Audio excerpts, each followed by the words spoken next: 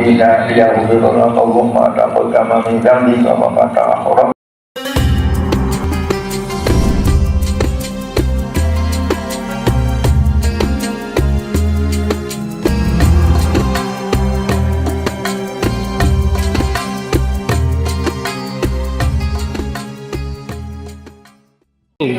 Assalamualaikum warahmatullahi wabarakatuh. Pagi ini sahabat semua, kita akan melakukan pemugaran Masjid Al-Mustahidin yang berlokasi di Dusun Krajan Lor, Desa Kartoharjo. Ini kita akan berbincang-bincang dengan tokoh masyarakat sini atau panitia pemugaran dan pembangunan Masjid Al-Mustahidin. Teman-teman, ini adalah panitia pembangunan dan pemugaran Masjid Al-Mustahidin. Bagaimana Pak Mujib ini? Ini katanya menurut tokoh-tokoh ini adalah pemugaran keempat. Bisa diceritakan bagaimana kronologi atau sejarah yang telah berjalan di Desa Kartoharjo terkait dengan masjid ini?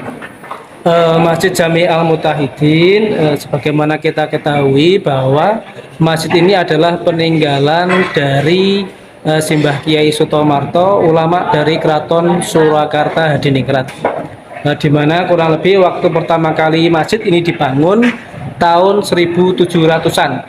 Tetapi karena alasan perluasan kemudian kurang menampung untuk jamaah, sehingga masjid ini sudah mengalami beberapa kali pemugaran atau perluasan. Yang pertama itu tahun 1750-an, kemudian dipugar kembali tahun 1970, kemudian tahun 1990-an juga ada penambahan serambi, dan ini terakhir untuk renovasi total, yaitu kita akan membangun masjid menjadi 2 lantai sehingga nanti untuk menampung jamaah bisa menambah kapasitas jamaah. Kalau boleh tahu ini Pak Mujib, ini kan masjid ini kan dipugar yang keempat kalinya. Tentunya ini adalah membutuhkan anggaran yang sangat besar. Bagaimana dengan kaitannya dengan anggaran? Apakah ini swadaya atau dari mana kira-kira nanti untuk mendapatkan biaya untuk pembangunan masjid tersebut? Untuk biaya atau anggaran sendiri ini tentunya yang pertama adalah swadaya masyarakat karena emang sudah menjadi kebutuhan bagi warga masyarakat sini untuk menambah kapasitas dari Masjid Jami Al-Mutahidin. Jadi kita bersama-sama berswadaya iuran dari warga masyarakat, dan tentunya kita memohon dari para donatur yang dari luar warga Desa Kartoharjo untuk memberikan sumbangsihnya agar masjid ini bisa terselesaikan sesuai dengan target dari panitia pembangunan masjid. Untuk anggaran Pak Mujib, kira-kira dibutuhkan biaya berapa nanti untuk bisa sampai selesai dari proyek pembangunan masjid ini? Anggaran kita sudah bikin RAB, kurang lebih membutuhkan dana 1,5 miliar, dan mudah-mudahan ini bisa kita dapatkan dari para donatur, para dermawan semua, sehingga masjid ini bisa segera terselesaikan. Oke, terkait dengan tadi disampaikan bahwa masjid ini adalah salah satu peninggalan dari tokoh besar yang berasal dari Solo. Apakah ada istilahnya itu artefak atau bukti-bukti sejarah yang menceritakan atau sebagai bukti bahwa ini adalah memang benar-benar peninggalan dari zaman dahulu? Untuk situs peninggalan di Desa Kartoharjo ini kan ada makam tua, makam tua kurang lebih itu makam di kisaran tahun 1700-an sampai 1800 yang lokasinya berada di belakang Masjid Jami Al-Mutahidin ini. Jadi di situ terdapat kurang lebih ada 24 makam atau nisan yang terbuat dari batu andesit, itu jelas batu kuno, batu tua peninggalan era Mataram Islam. Jadi dari batu-batu tersebut dapat kita pelajari umur daripada tokoh-tokoh yang dimakamkan di makam kuncen tersebut. Jadi sudah untuk sejarahnya sudah kita telusuri, dan alhamdulillah ada beberapa buku catatan keraton yang menjelaskan terkait dengan siapa saja yang dimakamkan di makam di belakang Masjid Jami Al-Mutahidin ini. Oke, terkait dengan peninggalan itu kan kita di sini masjid ini kan berarti ada keterkaitannya dengan peninggalan dulu yang intinya ini adalah sangat mempunyai nilai sejarah tinggi. Nanti bentuk dari masjid apakah akan tetap seperti ini atau dikembalikan seperti dulu atau ada konsep lain? Bisa diceritakan, Pak? Untuk bentuk masjid kita akan kembalikan menjadi masjid yang nuansa berkarakteristik Jawa, nggih.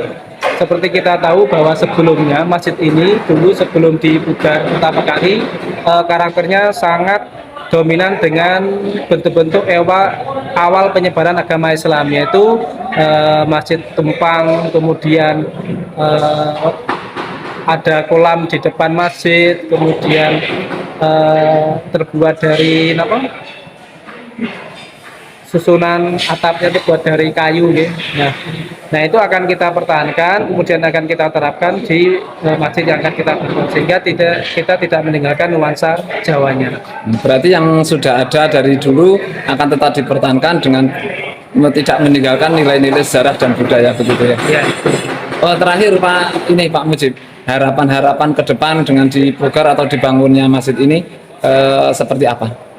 Harapannya tentunya bahwa dengan terbangunnya nanti Masjid Jami Al-Mutahidin yang baru, kemudian yang berciri khas Masjid Jawa, kita harapkan bahwa warga masyarakat di sini tidak meninggalkan budaya, tradisi yang diberikan oleh leluhur kita, yang notabene adalah masih keturunan dari Keraton Surakarta Hadiningrat, sehingga nanti seluruh warga masyarakat bisa nguri-uri tinggalan leluhur, nguri-uri sejarah yang ada, sehingga untuk generasi mendatang kita meninggalkan warisan yang sangat adigung, yang adiluhung ini. Oke. Sebagai Ketua Takmir Masjid Al-Mutahidin Desa Kartoharjo, bagaimana Pak Faton ini mengenai pembangunan atau pemugaran Masjid Al-Mutahidin ini?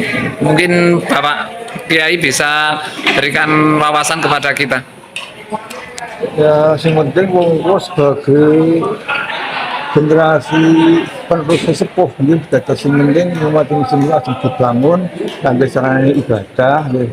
Kula nemong derek kemawon nang melu nang kuyung wong iki istilahipun pembangunan ingkang keempat dados tahapan yang keempat muga-muga nggih tinggal pelaksanaan wujud dados sempurna kados ingkang sampun.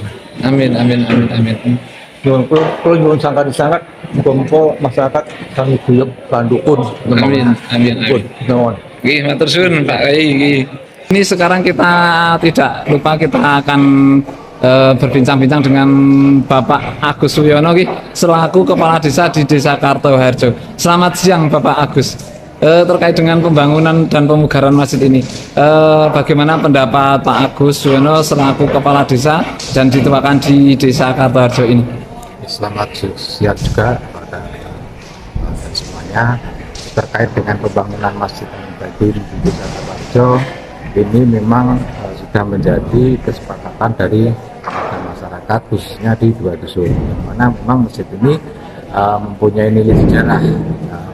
Itu dulu peninggalan sejarah yang maka pemugarannya ini nantinya itu harus disesuaikan dengan sejarah di zaman dahulu. Jangan sampai kita sebagai warga masyarakat meninggalkan sejarah yang sudah ada. Gitu Pak. Oke. Ini Pak Lurah ya, Pak Kepala Desa Pak Agus. Keterkaitan dengan pembangunan ini selaku Kepala Desa, apa support atau sumbangsih dari pemerintah desa untuk pembangunan masjid ini, Pak? Yang terpenting kita adalah mendukung secara moral dan juga mendukung secara keseluruhannya bahwa memang ini suatu inisiatif atau memang kesepakatan dari warga. Makanya kita sebagai pemerintah sangat mendukung apa yang menjadi program dari masjid dan juga panitia pembangunan masjid dan juga masyarakat. Bentuk daripada supportnya kita selalu memberikan suatu masukan, memberikan suatu dukungan, entah itu baik secara sumbang berbentuk dalam bentuk pengarahan ataupun dalam penggalangan dana. Oke. Yang terakhir Pak Kades, ini dengan dibangunnya masjid ini yang baru ini, harapan-harapan apa yang mungkin bisa disampaikan dari Pak Kepala Desa selaku pemangku kebijakan di Desa Kartoharjo? Dengan dibangunnya masjid ini saya berharap warga masyarakat itu untuk bertambah religius, dalam arti dalam melaksanakan ibadah-ibadah semakin semangat, dan juga kita jangan tidak lupa nguriri budaya apa yang menjadi seperti dahulu waktu pembangunannya ada penyebaran agama Islam di sini. Makanya kita untuk selalu mendukung apa yang menjadi program-program dari zaman-zaman dahulu nenek moyang kita. Oke, terima kasih Pak Kepala Desa, Pak Kades, Pak Agus Suyono. Selamat bekerja, semoga lancar pembangunannya dan diridhoi dalam selalu lindungan Allah Subhanahu Wa Taala. Kan dengan siapa menikah Pak? Pak Masuri. Pak Masuri. Nah, Pak Masuri ini merupakan tokoh yang dulu ikut berpartisipasi dalam pembangunan masjid yang generasi keempat apa ketiga, yang sekitar 77 gitu Pak Uri. Nah, mau bisa diceritakan Pak Uri untuk kaitannya dengan pemugaran dan pembangunan Masjid Al-Mutahidin di Desa Kartoharjo ini? Ya, langsung aja ya. Gimana? Dari saya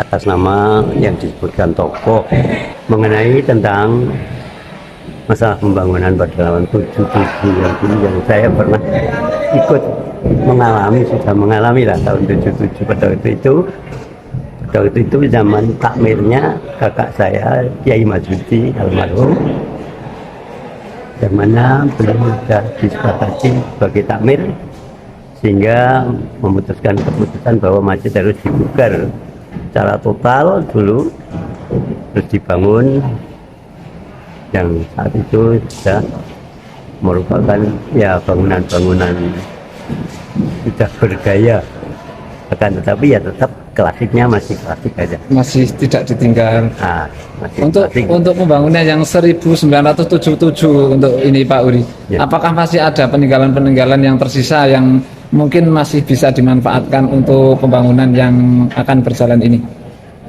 Kalau yang akan berjalan ini sebetulnya banyak, seperti kayu-kayu, jati, tiang yang 4, tidur, pengeret dan lain sebagainya, itu genteng, ya ada. Masih bisa dimanfaatkan Masih bisa kembali ya. dimanfaatkan. Cuman menurut bicaranya Bapak Kepala Desa tadi, saya sudah komunikasi dan ketemu langsung bahwa barang-barang itu sudah tidak akan dipakai. Tidak akan dipakai gitu ya. Ya, maka saya mohon dengan sangat tolong dicarikan tempat yang masih bisa memakai. Jadi walaupun itu ya dijual kayak atau enggak dijual kayak, dikasihkan bukan yang sederajat dengan masjid ini tidak masalah. Oke. Yang penting bisa dipakai di mana saja. Intinya kemanfaatannya tetap ada gitu. Tetap ada, tapi jangan merotot. Kalau bisa ya diusahakan masjid. Kalau di musola atau di pesantren kan merotot. Oke. Nah, apalagi kalau di perkampungan, di rumah perkampungan ya tidak boleh. Untuk harapannya Pak Uri dengan kaitannya dengan pembangunan ini, setelah dibangunnya ini, harapan-harapan apa yang dari Pak Uri? Harapan dari saya sesuai dengan saya adalah disebut ya seksi agama dalam ketakmiran itu, dan kebetulan ditugaskan sebagai penasehat. Maka saya mohon dengan sangat setelah dibangun masjid ini sesuai dengan pola dasarnya, yaitu masjidun usisa ala taqwa.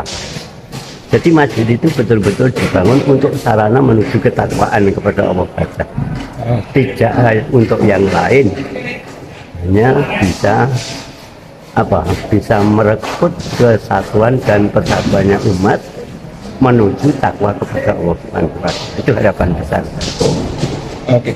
Oke, terima kasih Pak Uri. Semoga proyek pembangunan masjid berjalan lancar, dapat ridho Allah Subhanahu wa Ta'ala, tidak ada halangan suatu apa, dan manfaatnya makin bertambah. Terima kasih.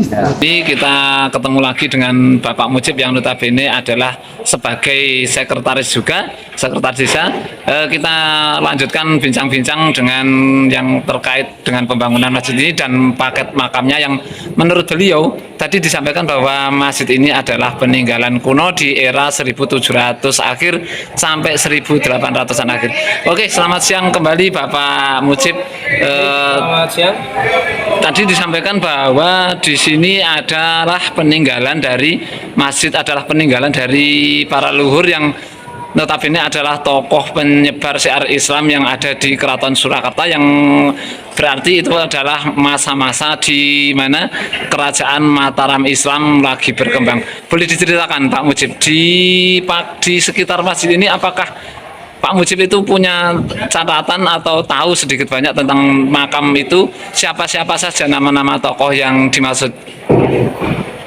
Untuk tokoh-tokoh yang dimakamkan di belakang masjid atau di Pasarian Kuncen itu ada beberapa tokoh yang memang tercatat dalam buku catatan di keraton dan juga buku silsilah yang dikeluarkan oleh Keraton Surakarta Hadiningrat, di mana tokoh utama yang tercatat dalam catatan keraton adalah beliau Simbah Kiai Sutomarto. Beliau adalah ulama penyebar agama Islam di wilayah Kedu dan sekitarnya, di mana kurang lebih tahun 1700 Masehi. Jadi pada tahun 1700 Masehi beliau sudah datang ke desa ini, kemudian membangun masjid, kemudian menyebarkan agama Islam di wilayah ini. Dan jejak beliau selain masjid kemudian ada makam, kemudian diteruskan oleh keturunan-keturunan beliau, di mana yang meneruskan itu adalah putra-putra beliau dan cucu-cucu beliau.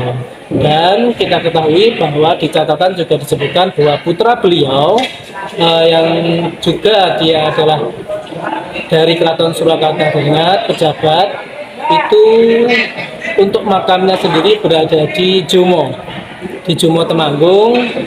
Beliau di sana dikenal dengan nama Raden Adipati Sindurjo.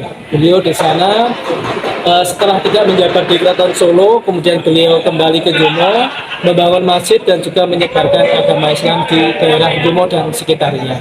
Jadi antara Simbah Kiai Sutomarto dan Raden Adipati Sindurjo yang ada di Jumo itu ada saling keterkaitan, khususnya dari pihak Raden, beliau semua adalah dari pejabat Keraton Surakarta Hadiningrat, dan setelah tidak menjabat kembali ke daerahnya masing-masing untuk menyebarkan agama Islam, membangun masjid, kemudian berbaur dengan warga masyarakat.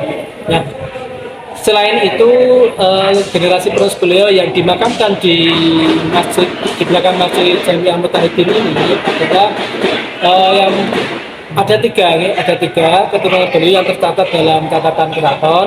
Yang pertama adalah Tumenggung Mangkuyudo. Itu di dalam catatan keraton beliau tercatat sebagai Bupati Bumi atau Bupati Kedu. Beliau adalah cucu dari Simbah Kiai Sutomarto. Kemudian yang kedua yaitu Patih Mangkurejo. Beliau juga tercatat sebagai cucu dari Simbah Kiai Sutomarto. Setelah Patih Mangkurejo tidak menjabat menjadi Patih Mangkunegaran, beliau kembali ke desa Kadajo untuk menyebarkan agama Islam, meneruskan jejak kakeknya. Kemudian selain nama itu ada Raden Ngabai Resorgoro. Nah, ini kita temukan dalam catatan keraton. Raden Ngabai Resorgoro ini jabatannya adalah Kaliwon Bumi. Kaliwon itu dalam struktur pemerintahan keraton itu, kalau sekarang jabatannya itu adalah wakil bupati. Jadi di pemakaman Kuncen ini ada jabatan bupati, kemudian ada wakil juga, kemudian ada patih juga. Jadi sangat lengkap. Jadi rata-rata keturunan Simbah Kiai Sutomarto itu menjadi pejabat-pejabat tinggi di Keraton Surakarta Hadiningrat, ada yang di Keraton Kasunanan, ada yang menjabat di Keraton Mangkunegaran. Dan setelah tidak menjabat kemudian kembali ke daerah asalnya, kembali ke sini.